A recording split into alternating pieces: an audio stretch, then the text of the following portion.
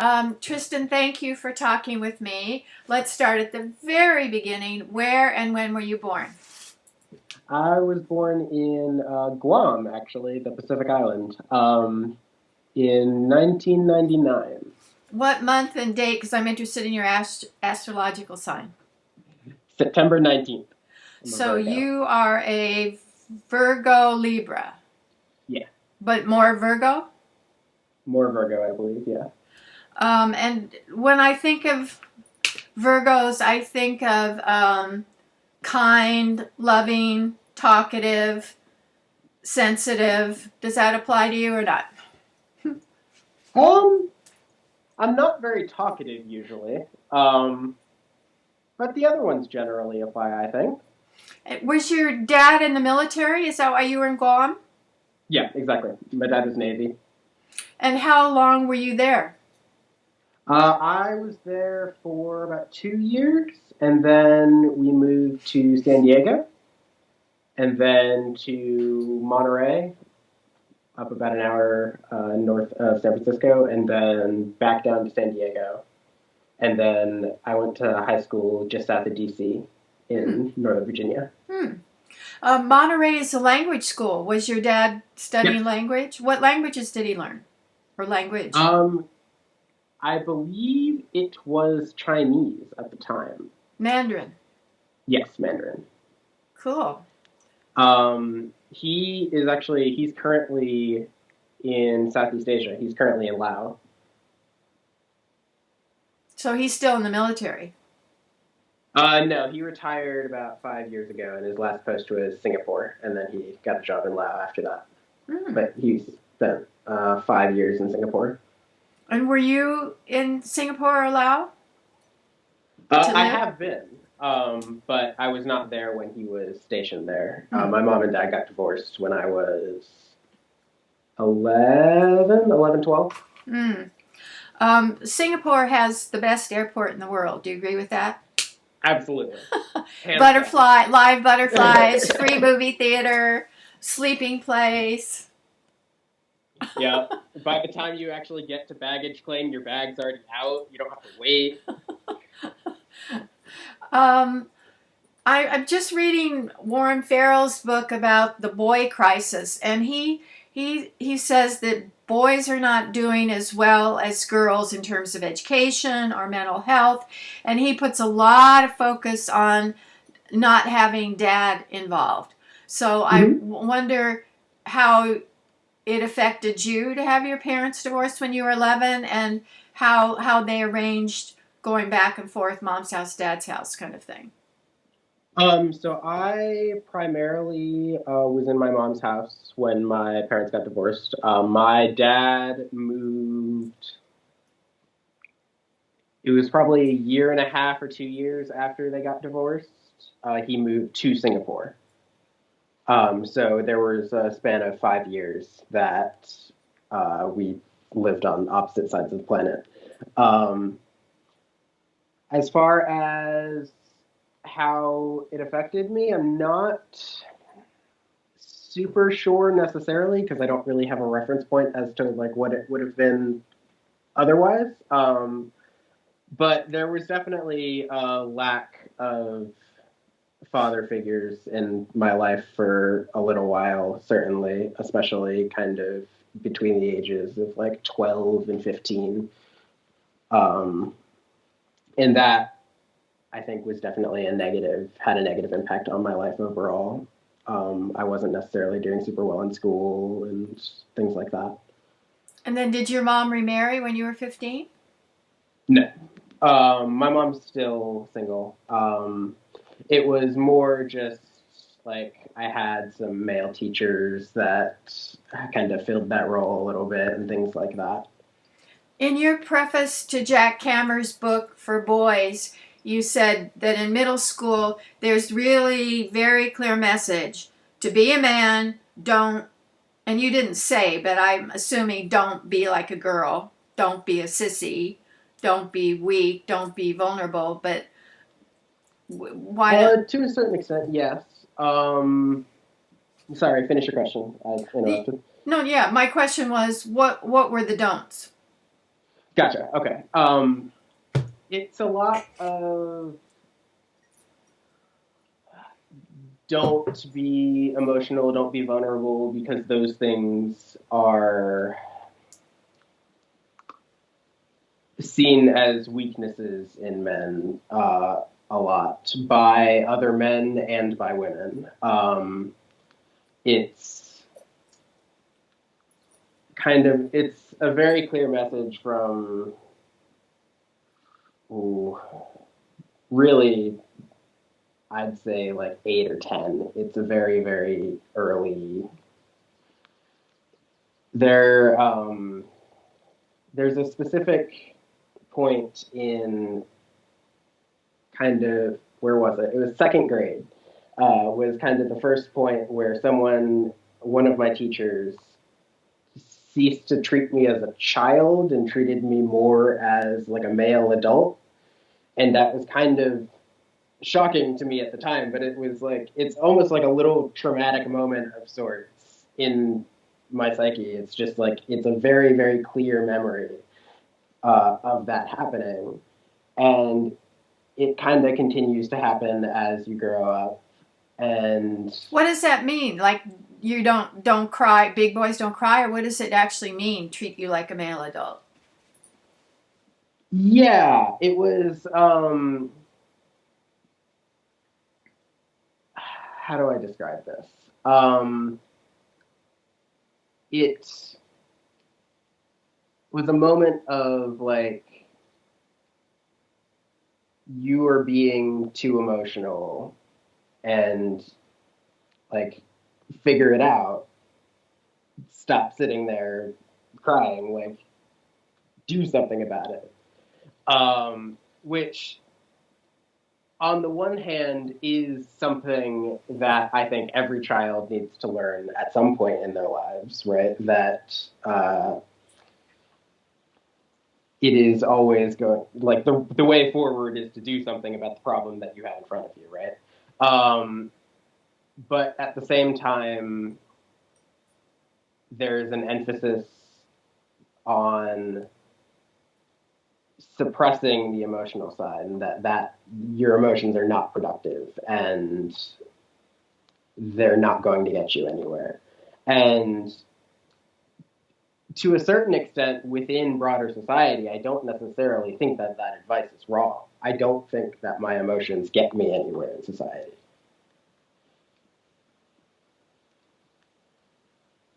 Um,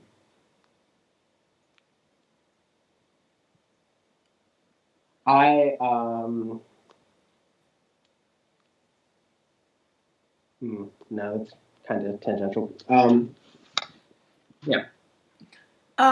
Did girls not get that message? You know, keep a stiff upper lip, don't cry, do something.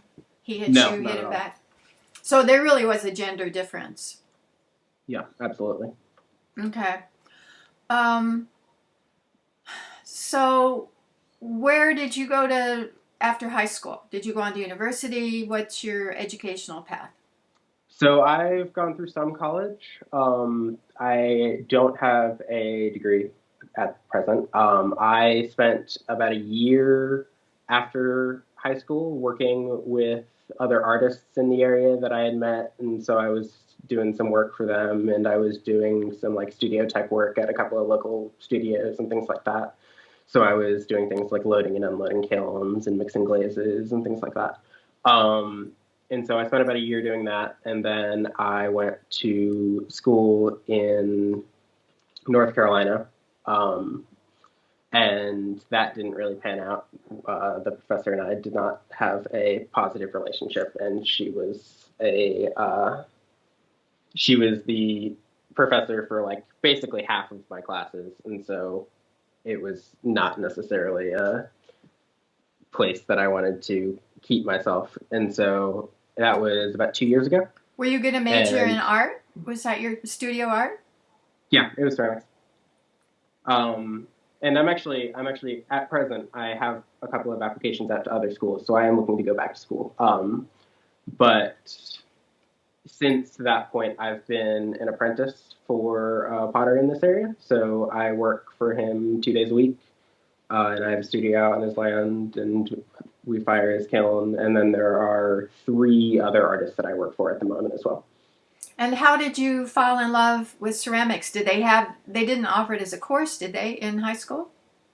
Yeah, so there was a ceramics class in high school. I actually started making pots outside of school. It was summer before my sophomore year of high school, I believe. And I started just like a weekly class outside of school. And then by the time I was a senior, half of my school courses in school, I was in the ceramic studio. So it was just something that I kind of slowly consumed my life, so to speak, and still kind of is, I guess. Great. It's good to have a passion. Do you have siblings? Yeah, I have 2 younger brothers. And are they do they have similar interests or they have their own paths? They have their own paths a little bit. The middle one is 19, so I'm 21, he's 19, and then the youngest is 13. Um, the middle one is very into cars. He's rebuilding the engine in his old Miata as we speak. And then the youngest one is still kind of coming into his own. He plays a lot of video games and things like that. Are you living at home while you're thinking about college? No, I'm still living in North Carolina. Oh, you're in Asheville. Um, Mm-hmm. it, it used to be that people dated, but now there's more talk of just like casual hooking up, and there's no expectation that if you make out with someone that you're going to necessarily see them again. So I wondered what you're seeing in your peer groups in terms of dating practices. Um, in what sense? Um, how casual is it? Are people paired up and monogamous? Is there expectation that you just kind of experiment and you hook up here and there, but you don't make a commitment? Um, it depends. So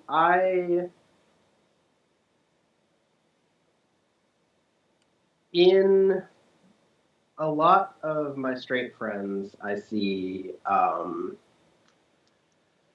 more commitment, I should say. Not necessarily a lot, but more. They, so I guess I should preface this. I'm bi. So I have lots of friends all over the sexuality spectrum, and and I kind of, it's interesting because I kind of see this uh, gender dynamics from both sides a little bit because I'm attracted to both men and women. So it's kind of an interesting position to be in. But I find that there is a decent amount of commitment, but that being said, it's not necessarily super long lasting. Like it'll be like an intense amount of commitment for say 6 months, right? And then it breaks off from there. There's not a lot of relationship building, so to speak, I guess is what I would call it. It's like there's a lot of like base instinct attraction, and when that kind of wears off, it kind of fizzles out. There's not necessarily a whole lot of like active like partnerships being built, I guess. Do you think that's just because people are young and exploratory, or do you think it's something fairly new in terms of exploring this realm of romance?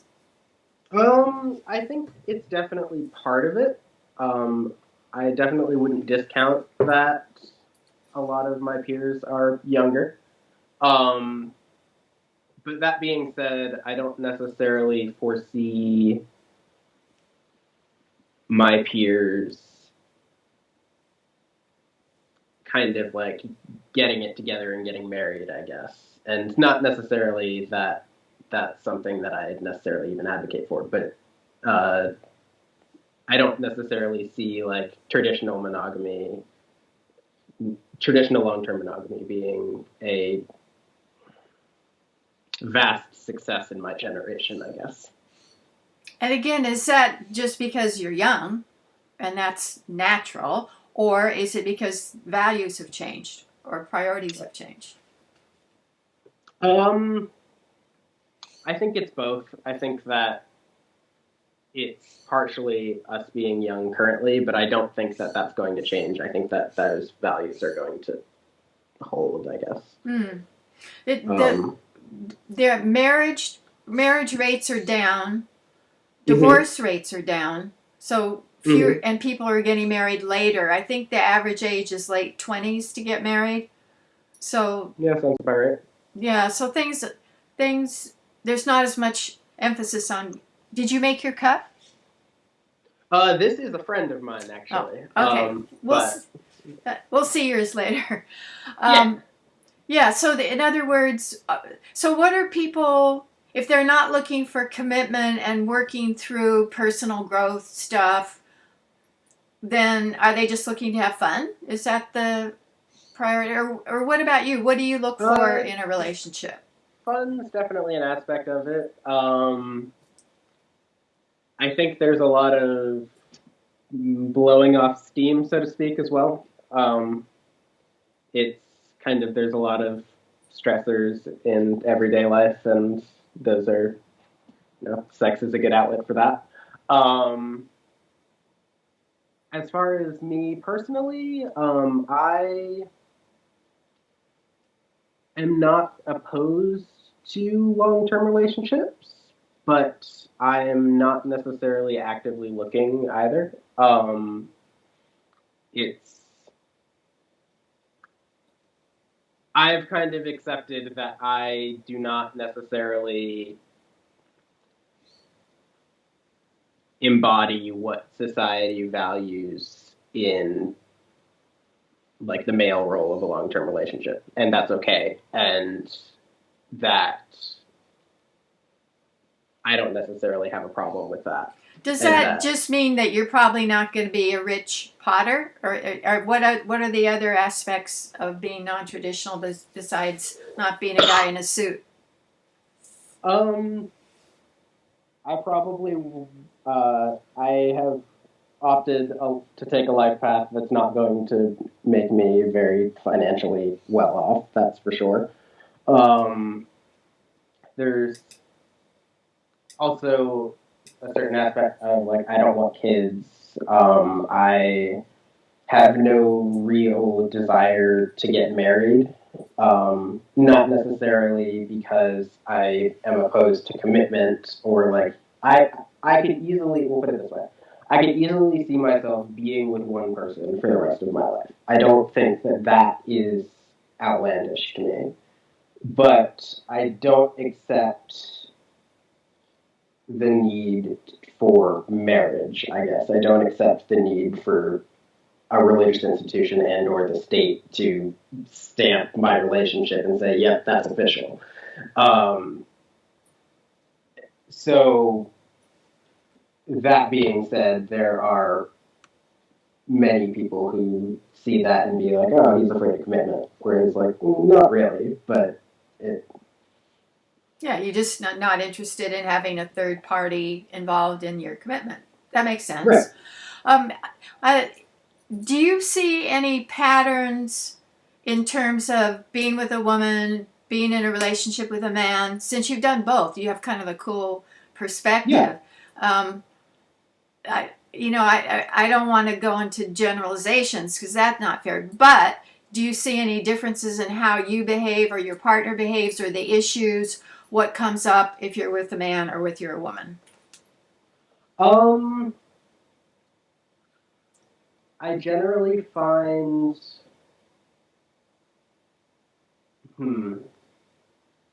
let's see. Sorry, I'm gonna keep stumbling over myself a little bit here, and I apologize in advance. It's just an attempt to be very precise in the words that I use. You're doing great.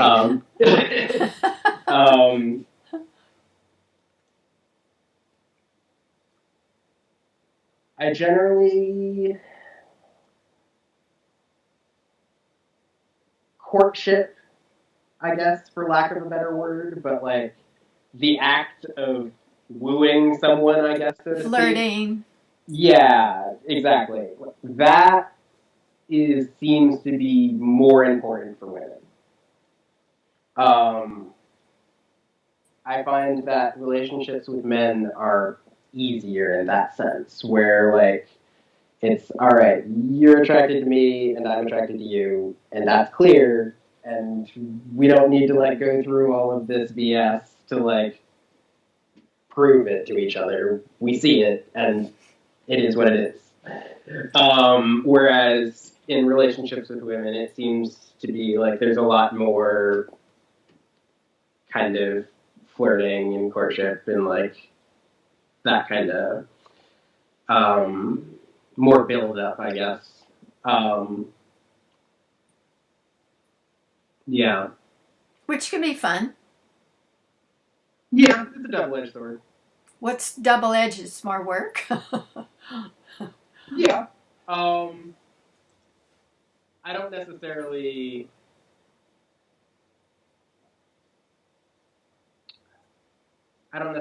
derive more payoff from it. You like, kind of like if you want to go to A to B, let's go A to B, not A1, A2, A3, A4, and then B. Right. What about men are not given as much encouragement and practice in expressing their vulnerable feelings or their deep feelings? So is it easier to talk to a woman? Some men say that it's easier to talk to a woman about their kind of intimate feelings or fears or vulnerabilities than it is to a man. But do you find that or not? Not inherently. Actually, in the context of relationships, I find it easier to talk to a man that I'm in a relationship with than a woman that I'm in a relationship with. Because he understands where you're coming from? I think part of it's that. I think part of it is, and this is purely anecdotal, but in my experience, there's a lot of judgment that comes from women when you try to express your feelings, especially when they're your partner. And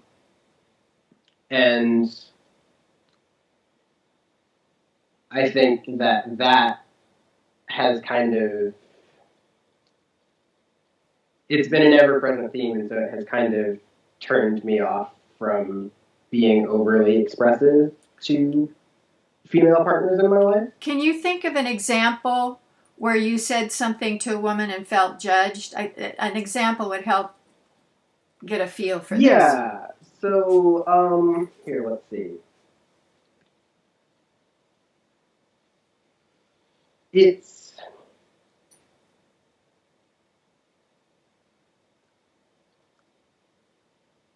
so I struggle with anxiety, depression, just kind of as a general facet of my existence. And so there was a point where I was with someone and I was going through a little bit of a rough time, and there was this person that I was with, and she was going, "Oh, what's wrong? What's wrong? What's wrong? Like, you can tell me, it's okay, what's wrong?" And then it kind of just pushing me, and I eventually came out and was just like, "Yeah, this is the thing that's happening," and like you could just see it in her eyes. There was just this immediate switch of like, "Oh, you're like no longer that like stoic brick wall that I've been looking at for the last 2 days." Like, and it was just like you could see it. It was just like, "Oh yeah, okay, you're weak." Like, and I don't really know how to quantify that exactly, but it's definitely like something that's happened numerous times with different people. So, in other words, the same old stereotype John Wayne, Marlboro Man, kind of men should be stoic and always strong. It's still alive and well. Oh yeah, absolutely. Wow, that's so unfair. Do you see any changes in media, like TV and ads and online ads and stuff? Do you see any differences in how men are portrayed, or do you see that strong man kind of guy still prevalent? Um, it's still prevalent. I think it takes different forms as like culture changes. But I don't think that it's fundamentally different. Can you think of an example of an ad? Um, what I've been reading about is a lot of ads that showed men as jerks or dumb or stupid. Like I just read about there was a Super Bowl ad for Doritos, and Okay. they were at an ultrasound for a pregnant woman, and the dad was just focused on eating Doritos. I mean, he was really he was a jerk, and so apparently there's a lot of ads like that where men are just goofuses, Homer Simpson, um, incompetent jerks. Yeah, I'd say so. Well, then, but see, that's a weird juxtaposition because if you're the bumbling idiot, but you're supposed to be competent, strong, not show vulnerability, be the problem solver. That's such a dichotomy. It's It very is. confusing. Yeah, absolutely. So your solution is kind of to feel more comfortable with men because they don't impose that on you. Um, I think they generally impose it on me less. Yeah. I think generally it's less a less a decision that men are easier and just more a decision that I have made the conscious decision that I'm going to be who I'm going to be and that I'm going to attempt like there's there's always going to be external factors. You can never get rid of all of them. But in my life, I make a conscious effort to not bend to the pressures that society puts on me, and that I'm just going to be who I'm going to be, and I'm going to be comfortable with that. What pressures do you feel kind of subtly coming at you besides breadwinner, moneymaker? Um, Moneymaker's a big one. And not even necessarily because of like the aspect of providing for a family, although that I think is definitely part of it. But it's kind of this attitude that if you're not upwardly mobile as a man, you're a failure. Like if you're stagnant, you're a failure. You are not providing value to society. Other than that, there's definitely a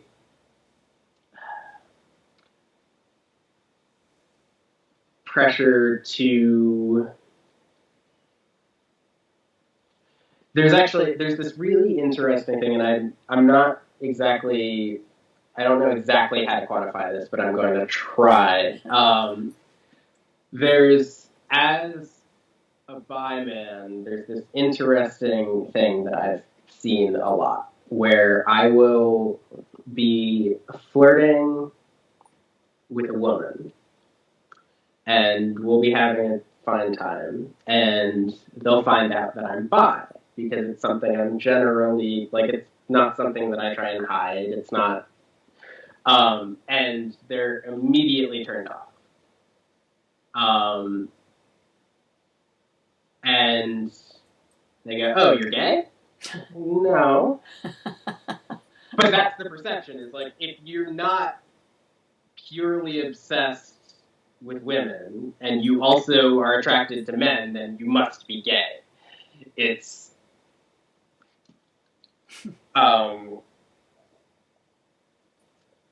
it's definitely something that I've seen a lot, and that's an interesting. I don't exactly know how to like put that idea into like a compact phrase, but Well, so in other words, it's not just sexism that's still alive, it's homophobia that's still alive. oh, absolutely. Yeah. You know what's interesting to me is about a third of US teens are gender questioning, gay, trans, thinking about, I don't know if I'm really cis, I don't know what pronouns I'm going to use, that kind of thing. Okay. Why do you think that is? I mean, a third is a lot. Is it just because there's more permission, or any ideas why so many people are questioning gender?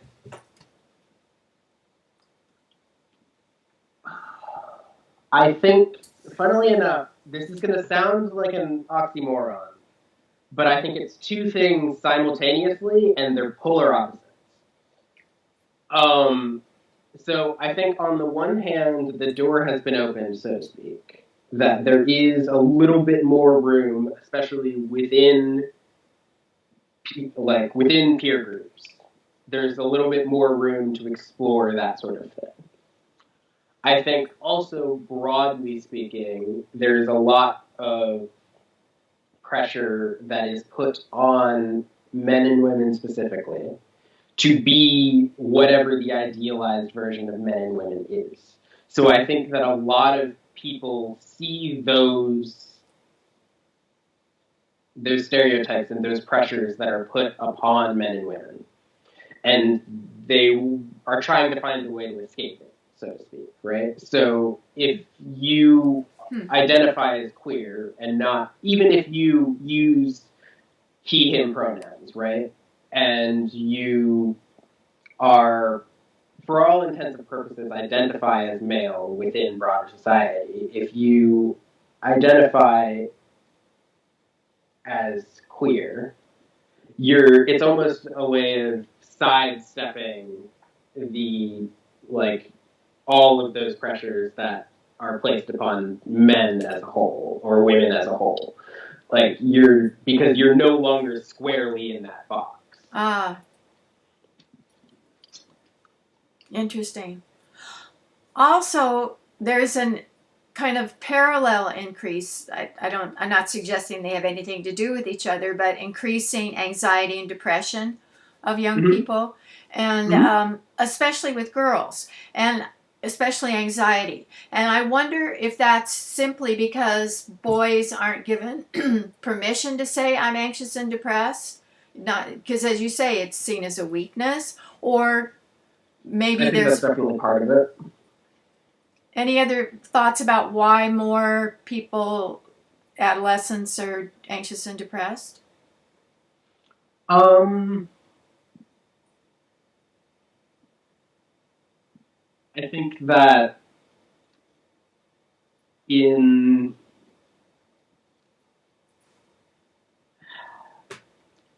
I think young people in general are kind of stuck in this analysis paralysis of sorts, of just having an overabundance of options in terms of what they're going to do with their lives, in terms of what's expected of them, in terms of everything else that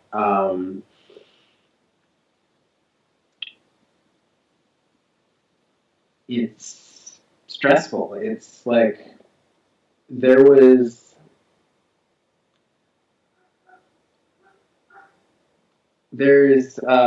kind of this thing that happens that I saw a lot in high school, of just like, the only thing that matters is your GPA. The only thing that matters is how many AP classes you're taking. The only thing that matters is like what school you're getting into. Like, it's just like, it's go, go, go. If you don't have a 4.2 GPA, you're a failure. Like, it's a lot of pressure. There's a lot of that. And so, And I think that part of that is that there's an increased emphasis on going to college, which does a lot of things, but kind of one of the things that happens when everyone goes to college is the value of a college degree goes down. Shocker.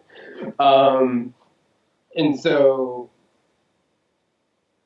you end up with lots of people who have stressed incredibly for their entire lives, and then they go to a school to go do whatever let's say it's pre-med or whatever, and then they end up with, say, $100,000 with student loans, and the best job that they can find is, $20 an hour. And so you have this kind of intense need to do well in order to get to be the most successful where you are now in order to get to the next best place. And then eventually that just kind of drops off because there is no next best place. It's just the real world. And Tristan, I think that leaves a lot of people is kind there of a not light? knowing what to do. Is there a light in your room? I can move this light. Okay.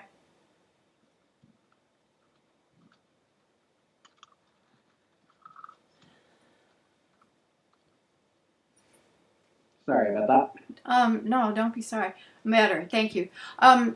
Scholars like Jean Twenge say there's more anxiety and depression because of social media. And, I didn't get as many likes as somebody else. Or I see on Instagram there was a party and I wasn't invited to. But I think that's superficial because I think the main reason for anxiety is people are pressured, as you say, to get into a good college. And then you're going to have at least a $27,000 debt. You have to have a good job so you can pay for that debt. And, what someone pointed out to me that I interviewed is that there are more people now and still no more high-level universities. So there's more competition. Like, I went to Berkeley, and UC Berkeley, and I didn't work hard in high school, and I could get in. And there's no way I could get in to, like, UC Berkeley nowadays with that kind of lackadaisical attitude in high school. So it is more competitive and pressured. Yeah, definitely. So are we saying that people are more anxious and depressed because of the circumstances, the pressures to compete and perform that they face themselves in? Is that what it is? I think that's a large part of it. I think it's just broadly more difficult to be successful in today's world. And I don't really know necessarily that I can quantify that in a meaningful way, but it seems as if in order to get to a place that is comfortable, whatever that may mean, there's a lot more work involved than, say, how much work my grandfather did. And that's not to say that my grandfather didn't work hard, but that's just to say that my grandfather didn't graduate high school. So there's certainly a difference there. Yeah. I know that you went to D.C. to see The Red Pill, which is a documentary about the men's rights movement. So I'm wondering why you wanted to see that and what your thoughts are about the men's movement, different branches of the men's movement. So I'm trying to remember exactly how I got introduced to The Red Pill.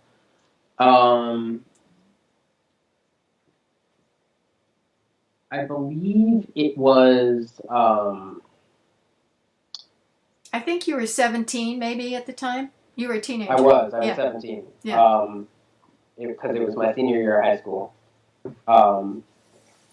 And so I got introduced to the red pill online at some point. I'm part of like the men's rights subreddit and things like that, so I believe I found it somewhere through there. Um, but that being said, um, sorry, could you? What motivated you to go there, and what are you thinking? What are your thoughts about the different branches of the men's movement, and why were you interested in the first place in looking at online for men's groups or men's rights? I wasn't particularly interested, in all honesty. It was just kind of something that, well, I can't say that I wasn't interested. I was interested in um, gender and how it interacts, sex, gender, how it interacts with the world and society more broadly. Um, just generally speaking, it wasn't specifically like a men's movement thing. And so I've always been a little bit of a nerd. Like I was in 10th grade, reading psychology papers on my phone during chemistry class. Like it was like I've just it's always been a kind of thing that I've just kind of will go deep into a rabbit hole and just kind of read all that I can on something. And so that was kind of how I got introduced to the men's movement. Was that there was I don't remember exactly like what the subject was, but I had gone on some deep rabbit hole and I found some random YouTuber and then randomly was like listening to them. It was like, oh, okay, who's this person? Who's this person? Blah blah blah. Just going on random deep dives. But in terms of the men's movement overall, well, actually, I guess the red pill specifically. I was interested to see it because I was interested to see how someone that wasn't necessarily associated with the men's movement would portray the men's movement, if that makes sense. Sure. There is because I've seen a lot of what I can only call character assassination of a lot of people within that movement over the years. And I was curious to see like how that documentary portrayed the men's movement. Um, and so that was the original reason. The men's movement overall, um, it has its productive spaces and it has its unproductive ones, I guess. Was there any like specific? Um, to me, there's different branches. There's the mythopoetic, and they do the exploring their inner warrior and their maleness and out in the woods. Yeah. And then there's the father's rights after divorce, want joint custody. And there's the pro-feminists, and there's the masculinists who say they really emphasize men are oppressed, they die younger, they commit more suicide, more men don't graduate from university than women. So I wonder if there's a particular branch that's of most interest to you and if you follow it, any of it all. I don't actively follow any of it. I sort of passively observe, I guess. It's not something that I actively spend time in anymore, I guess. But it is something that I just kind of casually glance over sometimes. There's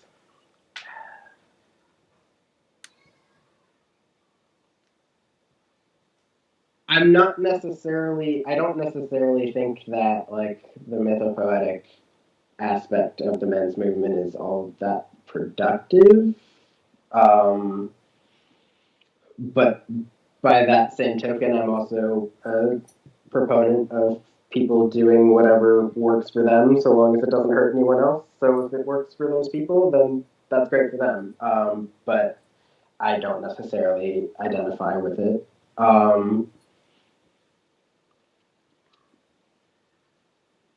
I think that the aspects of the men's movement that I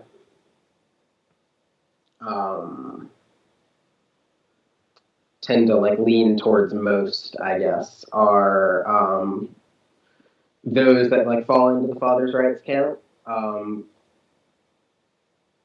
Is definitely something that I followed for a long period of time and still kind of follow a little bit. But I have no kids, so I kind of. Ooh. Whoops.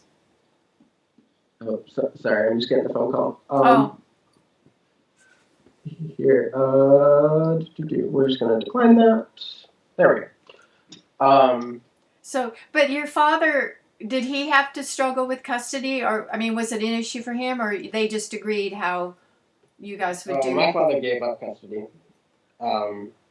My father said to my mother that he wasn't going to fight her for custody. Because he didn't want to fight, and because he was traveling around the world. Yeah.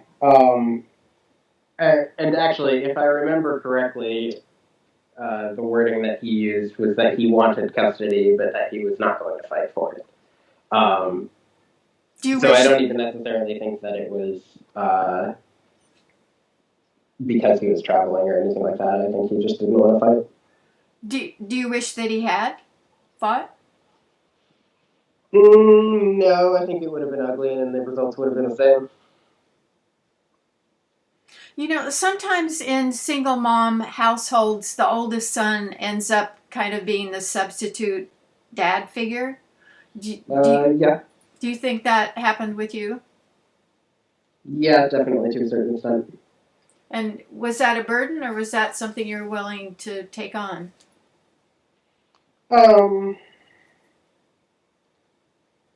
It was definitely a burden. It was not something, if I had my wishes, it's not something that I would have had imposed on me at that age. I don't necessarily think it was something that I was willing to take on as much as it was something that I was forced to take on. Were you like the babysitter and had to be the disciplinarian? No, I didn't ever have to be disciplinary, but I was often a babysitter.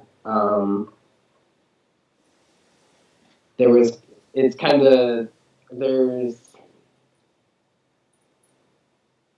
a phrase that people would often say to me that kind of has always stuck with me that is like, you shouldn't be saying this to a 12-year-old. But the phrase, whenever like we would go to a family gathering or something like that, as we were leaving, someone would always say, take care of your mother. Oh. And I was like, that is like, looking back on that, that's such a weird thing to say to a 12-year-old boy. Is like, yeah. My son heard that too, because I was separated, and he'd be like 3, and they'd be take care of him. Yeah. And he also heard big boys don't cry. And I said, oh no, it's very healthy to cry. It's good for you. In terms of anxiety and depression, studies show that meditation and exercise are the best remedies. What have you found if you're feeling anxious? What helps you cope? I do meditate. That's something that I find helpful. I am not exactly in a position right now where I can easily exercise as far as the space around me. But I do find it to be helpful. I also have been on antidepressants and anxiety meds at various points in my life, and those have been helpful at various points. Yeah. So if you were talking to a 13-year-old boy who said, I'm really anxious, I'm depressed, I don't know what to do, what would you suggest to him? Um, it's a good question. It's a hard one because at that age, especially, I don't know that you don't have a whole lot of control. So anxiety oftentimes is incredibly justified. Mm. Um, like I know that as a 13-year-old, I was an incredibly anxious individual, and that's not something that really remedied itself. Well, to this day, if we're being honest, but it's not something that really remedied itself in any meaningful fashion until I was a little bit older, and had a little bit more control in my life. Um, Do you think it had anything to do with the divorce, the anxiety? um, I think that was definitely part of it. How big a part, I can't necessarily say. I think that school generally was a more significant stressor for Oh, me than my mom and dad being divorced. pressure to Um, get A's? Pressure or what? Pressure just to do well in school. I have ADHD, so I did not do super well in a classroom environment. Um, and so from sixth, from probably sixth grade to graduating, it was a little bit of a roller coaster. I would sometimes be doing okay and sometimes not, and it wasn't necessarily because I didn't understand the material or things like that. It was just I was not exactly suited to a school environment. And so that was a more significant stressor for me on a daily basis. That just like you need to pass your classes. Did you? Some kids with ADHD turn to video games. It makes their dopamine go up. It kind of Mm-hmm. is a remedy. Did you? Were video games part of your coping? Yeah, definitely. Um, I don't game as much as I used to. I still do on occasion. But yeah, it was definitely a significant part of my high school experience. Your dad being in the military, there's a very, I guess you could say, distinct notion of masculinity, honor, strength, I don't know, duty. Did your dad convey those kind of definitions of masculinity to you as a Navy person? No, not really. Huh. My dad was actually very, very flexible and understanding about those things. My dad has kind of actually, he's always, from the time I was little, has told me, like, do what makes you happy. Um, and that he will be happy so long as I am happy. So I've been fortunate to have that. Have you visited Laos? Yeah, I have. What's it like there? Oh, it's beautiful. It's really hot and really humid. But it's absolutely beautiful. I spent about a week there. Um, It's a long flight for a week. well, so I did a bunch of other traveling in that trip as well. So I went. It was actually right before I moved to Asheville. It was about a year after I graduated high school. Um, and so I went to New Zealand, Australia, Singapore, Laos, back to Singapore, then Lisbon for a week and then back home. Wonderful. What a great trip. Yeah. Even though it was superficial, did you notice any gender differences in the countries that you visited Um, in terms of roles? Not massively. I think they're largely similar. Um,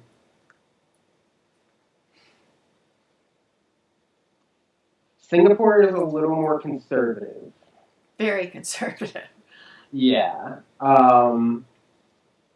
But other than that, Australia is largely the same. Portugal is largely the same. Um, I feel like Laos is a little more laid back culturally, generally speaking, just like overall.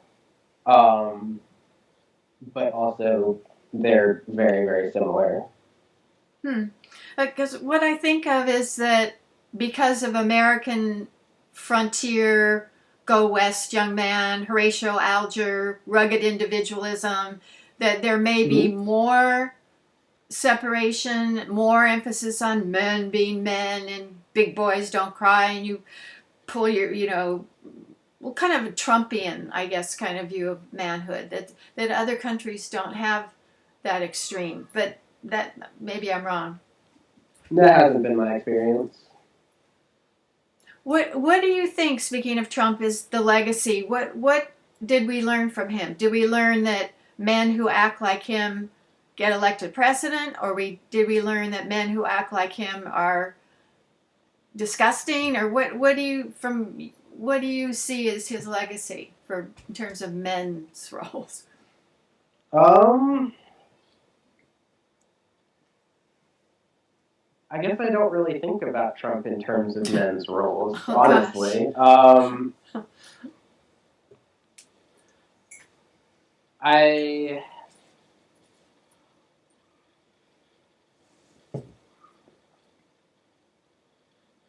I think that what we learned from Trump is that powerful people are powerful, and that they can um, uh, do no wrong in the likes of lots of people.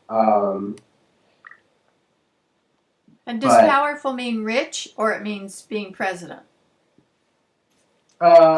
or both? more rich than being president. Um,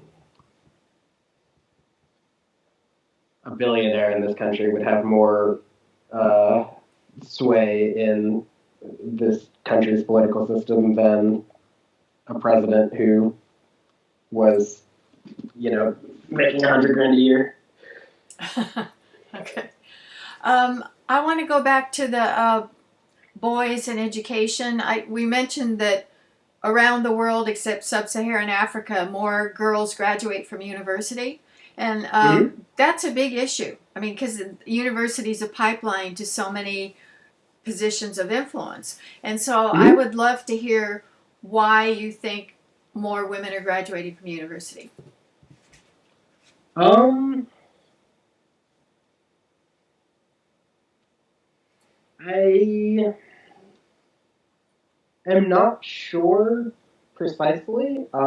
I would imagine that it probably has something to do with the fact that women over the last 20, 30 years have had more encouragement and assistance in going to university.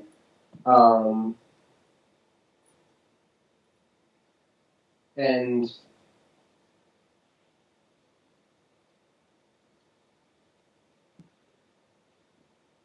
yeah, I'm not sure precisely like why that's the case, and I haven't. Can you think of in your high school ways that girls got more support and encouragement to excel? They certainly got more time from teachers. They were generally praised more for their positive work. Hmm. and chastised less for their outbursts. Um,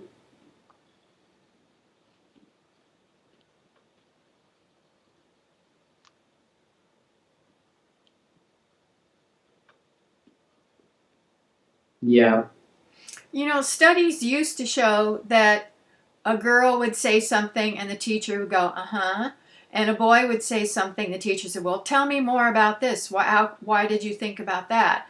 So maybe that's changed, but it used to be that there was more dialogue and interaction and encouragement for boys. But that's not your observation when you were in high school. No, definitely not. So interesting. So if you think about your grandfathers, your father, would you say there have been big changes in how you view being a man, or not? What are ways, if they have, that things have changed in terms of I'm a man?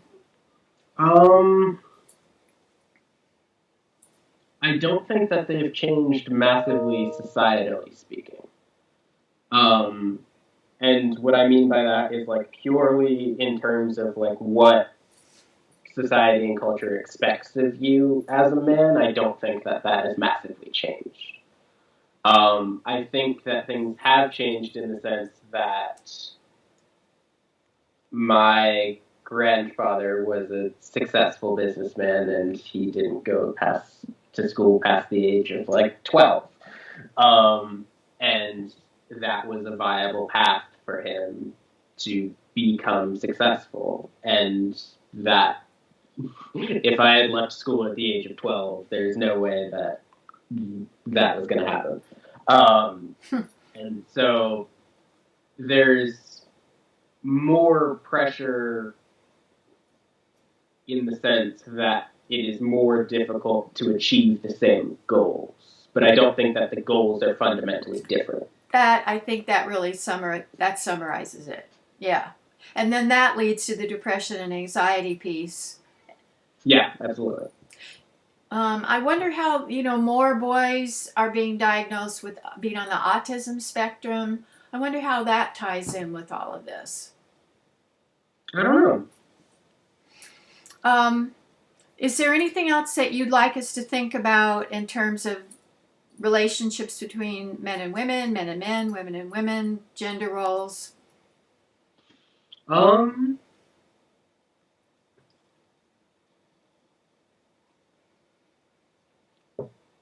Not offhand. Do you see anything changing with your little brother? I will be very, very interested to see where my little brother is in, he's 13 now, so 7 years. Um, I will be very interested to see. I don't think too much will change in between my generation and his. I think things may get more polarized, but I don't necessarily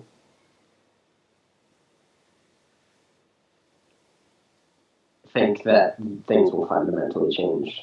More polarized, how so?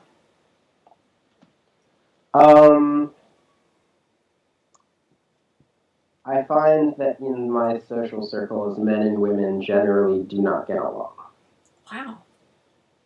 Wow, that's quite a statement. Elaborate on that. I find that in people my age, men generally associate with other men and women generally associate with other women. And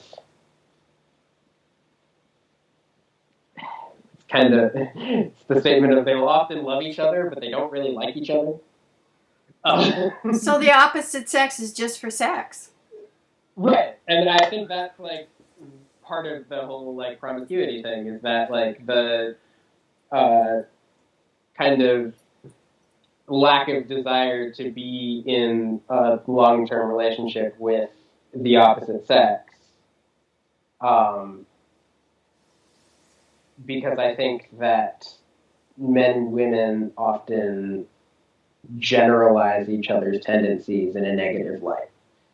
And So they say men are jerks and women are bitches? yeah, in more drawn out terms, but yeah, something along those lines. Um, but like,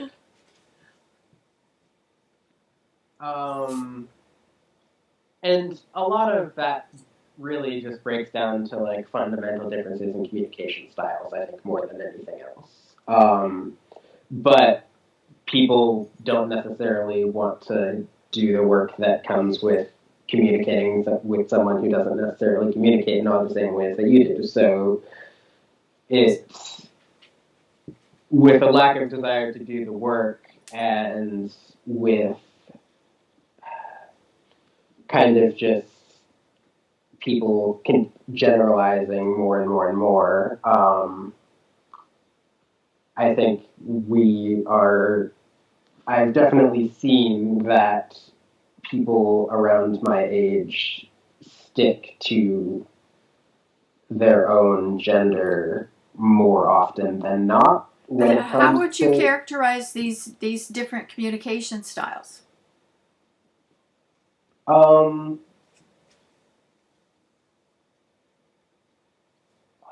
that's a good question. I generally find that women tend to be more verbal. Um, they tend to be able to.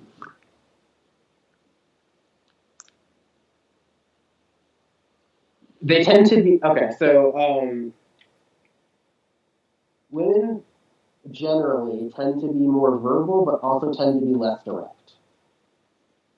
Um, and so, and I generally find that men tend to be more direct, but also less verbal. So there are often times I'll watch a couple in my friend group or whatever, and they'll like she will be like hinting at something and trying to get him to like go do something. He's just hinting at it nonstop for hours on, well, not hours on end, but like just doing it, and finally just like gets upset and is like, well, you didn't actually verbalize the thing that you wanted, and like that kind of thing goes both ways and happens a lot, I think. But things like that where yeah. I interviewed a mom who has two boys and two girls, and she said with the teenage boys, they would mostly grunt. Yes, no, and they would and she they if she's had to say something in 3 or 4 words, or they would tune it out. I Yeah. mean that it's kind of unhuman in a way. I mean, just see someone grunts and can't hear more than 3 or 4 words. But do you think that's is that fair? You I think it's laughed. maybe an exaggeration, so to speak. But generally speaking, I think that like especially in teenage boys, for example, like I know for a fact that like if I was doing something and I was, in my room or something, and my mother was like trying to get me to do something of some sort, like if I'm like, on my computer doing whatever, and she's gonna try and like give me 2 paragraphs about something, I'm probably going to get distracted before she finishes that 2 paragraphs. So I think especially with teenage boys when they're often, doing other things when you're trying to have a conversation with them, even if it's just dinner's ready, right? It's you're gonna lose them before you get too much across if you don't do it succinctly. What I hear from couples, like of any age is the woman, the wife says, "How was your day?" "Fine." "Not good." "Nah." And he says, "Well, how was yours?" "Oh, well, so-and-so said so-and-so, and then she said so-and-so, and he said so-and-so, blah, blah, blah." And it's like this totally different, it's like, I don't want to talk about my day, it's over. And she wants to go through a narrative of all the emotional interactions and exchanges. Yeah, absolutely. I wonder No, what I've that's... definitely had that in my own relationships. Wow. Well, I don't want to exaggerate. It's like the John Gray thing: men are from Mars, women are from Venus. I think on some level, I mean, we're human beings. We should be able to talk to each other. Yeah. Do you want to show some of your ceramic art? Sure. Great. Let me just grab.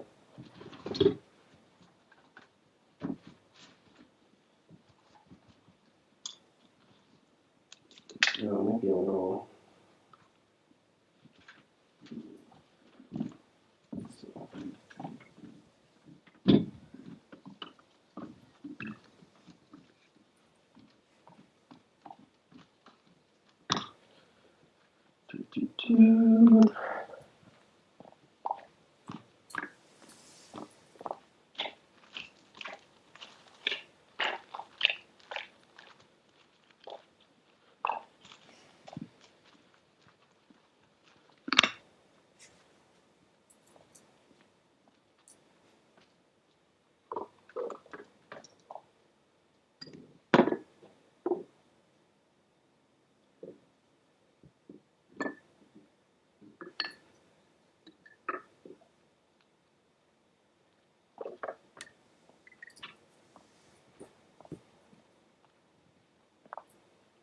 Alrighty.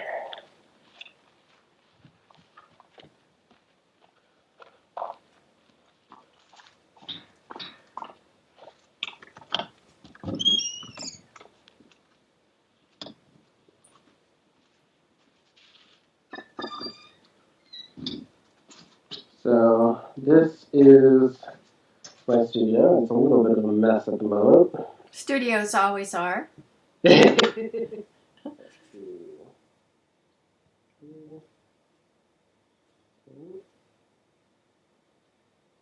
No, that's not the button either. There it is. But yeah, my Oh, studio, wow. and these are some.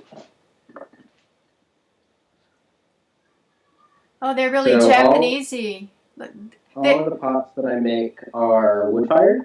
It's like ragu. Yeah, it's actually there's kind of some similar aspects in terms of like the reduction and how it's fired. But these are fired much hotter than raku. Mm. So it's like 2,500 degrees. Mm. And there's a big, actually, I can just show you. We have a big wood kiln out here.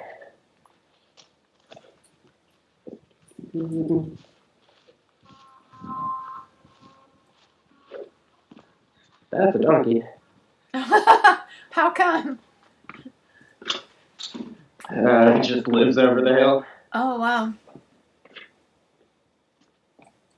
The neatest thing about Asheville, I was there a long time ago, is the fireflies. Do you still have fireflies? Yeah. I love them. There we go. Alright. So it's a little dark, but there's the kiln. Oh, wow. And so there are 3 chambers. This is the first one. It's kind of dark in there, but and then there are 2 arches back here that are the second and third chamber. Oh, wow. Do you move them? You move them manually from chamber to chamber? Well, so all 3 chambers get filled with pots, and then they all get fired at the same time. Oh, I see. So it takes about 2 days to load this kiln, and we'll stack it full of pots, and then it takes about 72 hours to fire. And so that entire time, we're just constantly stoking wood into the kiln. Oh, wow. About what percent breakage and cracking and not usable or, seconds are in a typical kiln fire? Oh, nice. Yeah, that's another one that came out of the last fire. Mm. It depends on the firing. It can be as high as 40. Oh, wow. In a good firing, it's probably somewhere like 25%. Nice.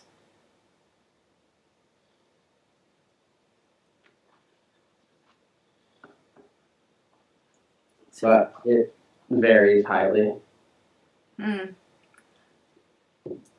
So and then what? Sorry, what's the question? I was going to say your inspiration is nature, earthy, kind of earthy quality. Japanese. Yeah, I often use a lot of earth tones. I do a lot of like these kind of leafy floral patterns. Yeah. Yeah, it's a lot of like oranges, kind of oranges, browns, blues, grays, some greens. If someone wanted to buy or look at your creations, where is there a website? Yeah, I have here. Let me find the exact. The best place would just be my Facebook page, which is Tristan Glosby Artist, and it's just at Tristan Glosby Artist. Okay. That's at TristanGlosby You can email that to me, okay? Sure. Okay. Or they can just go to Facebook and type in Tristan Glosby Artist. Yeah, absolutely. You can find it. Okay. Great. Tristan, thank you. I really appreciate you doing this, and hopefully people will buy some of your creative work. Awesome. Okay. Take care. We'll be in touch. Alrighty, sounds good.